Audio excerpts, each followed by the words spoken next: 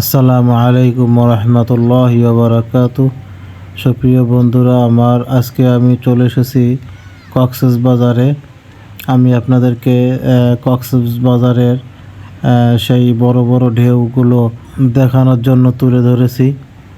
তো বন্ধুরা দেখুন, আল্লাহ তাআলার নিয়ামত, দেখুন কত বড় বড় ঢেউ।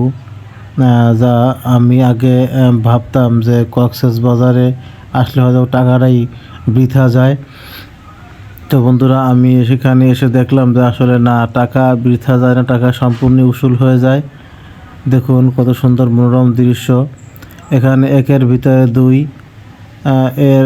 তার কারণ হচ্ছে একটি সুন্দর বিষয় হচ্ছে এই কক্সবাজারের সমুদ্র সৈকতের একদম নিকটেই আছে বড় বড় পাহাড়। আপনারা চাইলে পাহাড়গুলোতে ঘুরে আসতে পারেন। বন্ধুরা দেখতে পাচ্ছেন আমার পা বড় বড় ঢেউ এসে ছুঁয়ে দিয়ে যাচ্ছে। দেখতে পাচ্ছেন বড় বড় ঢেউ আসতেছে। এইগুলো সাধারণত কক্সবাজারেই দেখা যায় এই দৃশ্যগুলি। কিন্তু আপনাদের যদি কক্সবাজার না আসে কুয়াকাটা সমুদ্র সৈকতে যান, তাহলে এরকম বড় ঢেউ সেখানে দেখা যায় না। এটা কিন্তু একদম সাধারণ একটি সময়। এখান কোনো সিগন্যাল বা কোনো প্রকারের আবহাওয়া খারাপ হয়নি। এর জন্য দেখতে পাচ্ছেন কত সুন্দর একটি আবহাওয়া। প্রচুর মানুষ এখানে গোসল করতেছে। আমরাও আলহামদুলিল্লাহ গোসল শেষ করেছি। এখন আমরা সামনের দিকে দেখতেছি, সামনের দিকে ঢেউগুলো কিভাবে আছড়ে পড়ছে আমাদের সামনের দিকে। বন্ধুরা, আমি আগে ভাবতাম সমুদ্র দেখতে কি যায়, ওখানে গেলে কি দেখা যায়। আসলে সমুদ্র আসলে দেখলে আল্লাহ তাআলার মহত্ব, আল্লাহ তাআলা যে বড়, আল্লাহু আকবার, আসলে তার একটি নিদর্শন এখানে না আসলে বোঝাই সম্ভব নয়। যেমন পাহাড় দেখলে আল্লাহর বড়ত্ব স্বীকার করা লাগে, ঠিক সমুদ্র দেখলেও আল্লাহ তাআলার বড়ত্ব স্বীকার করাই লাগে।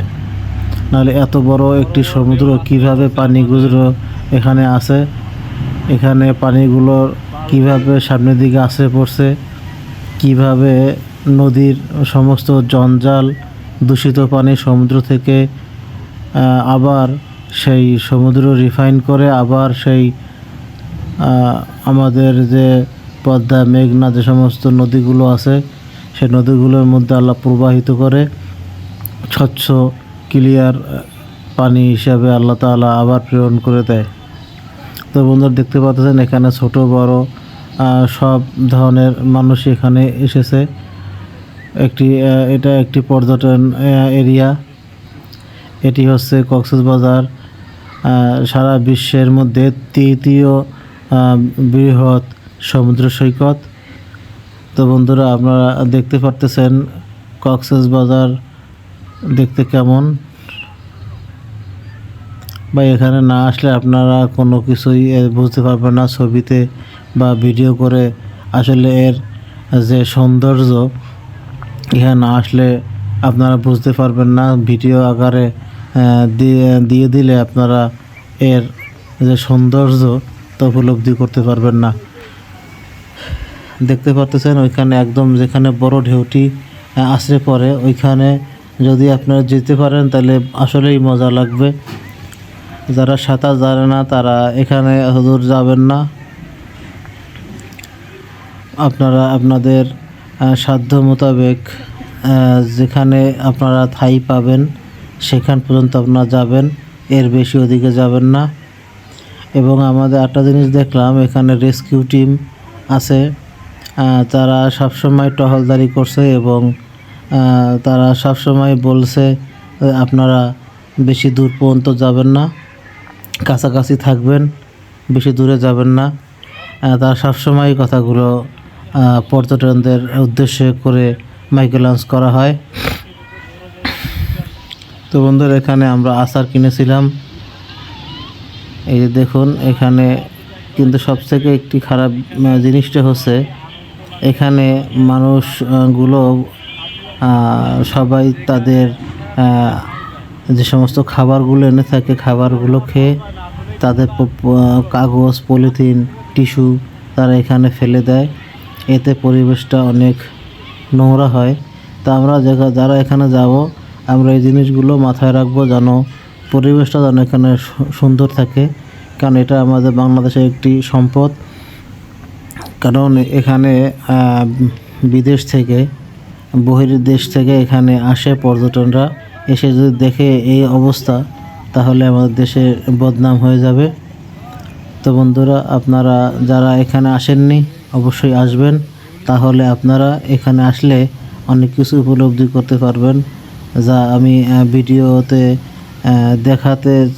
দেখালেও আপনারা সেই রকমের জিনিসগুলো আপনারা উপভোগ করতে পারবেন না। যে নদীর যে সমুদ্রের যে একটা শব্দ গর্জন, সে গর্জন আপনারা যদি এখানে আসেন তাহলে আপনারা শুনতে পারবেন।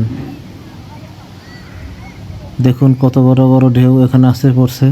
আমরা ইনশাল্লাহ বিকালের দিকে আমরা পাহাড় দেখতে যাব, পাহাড়ে উঠবো ইনশাল্লাহ।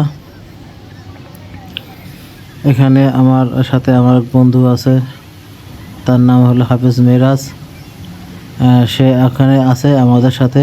তো যারা এখানে আসেননি অবশ্যই আসবেন, আপনাদের সঙ্গে আপনাদের পরিবার সবাইকে নিয়ে আসবেন। যদি এখানে না আসেন আপনারা অনেক কিছু থেকেই ভালো জিনিসটা দেখতে পারবেন না, বুঝতে পারবেন না। তো বন্ধু ভালো থাকবেন, দোয়া করবেন, দেখা অন্য কোনো ভিডিওতে। আসসালামু আলাইকুম ওয়া রাহমাতুল্লাহ।